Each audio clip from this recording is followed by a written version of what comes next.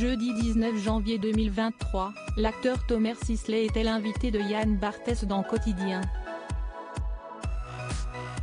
Présent pour évoquer la dernière saison de la série Balthazar, l'acteur en est venu à évoquer ses quelques doutes dans son rôle de père. Ce jeudi 19 janvier 2023, Thomas Sisley tire sa révérence dans Balthazar, diffusé sur TF1. À l'issue de cette 5e saison, Thomas Sisley rend sa blouse de médecin légiste dans le but de ne pas faire la saison de trop. Mais pour le dernier épisode de cette série à succès, les réalisateurs ont vu les choses en grand, à la demande de Thomas Sisley. En effet, un nouveau visage, celui d'Hugo Bardin, le gagnant de l'émission Drag Race France, débarque ce jeudi 19 janvier. Les deux acteurs, pour l'occasion, étaient les invités exceptionnels de l'émission Quotidien, présentée par Yann Barthès sur TMC.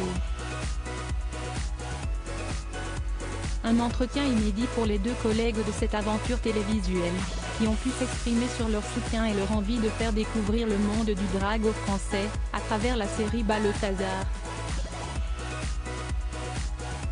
L'occasion également, pour Thomas Sisley, d'évoquer sa vie privée et plus particulièrement l'éducation de ses enfants et ses doutes en tant que père. J'essaye de leur ouvrir l'esprit. L'humoriste de 48 ans a tout d'abord fréquenté, dans les années 90, Sandra de Mattéis, chroniqueuse. Mais le couple se sépare un an plus tard, en 1999.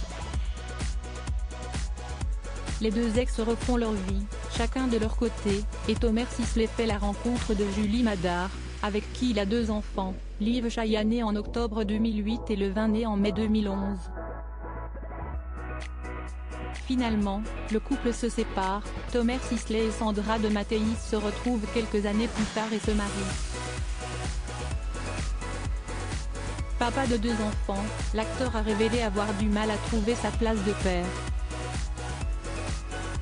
Un problème pour l'acteur, que Yann Barthès a tenté de comprendre. J'apprends tous les jours. Je fais de mon mieux. Je me pose tout le temps des questions. Je me remets tout le temps en question en tant que père.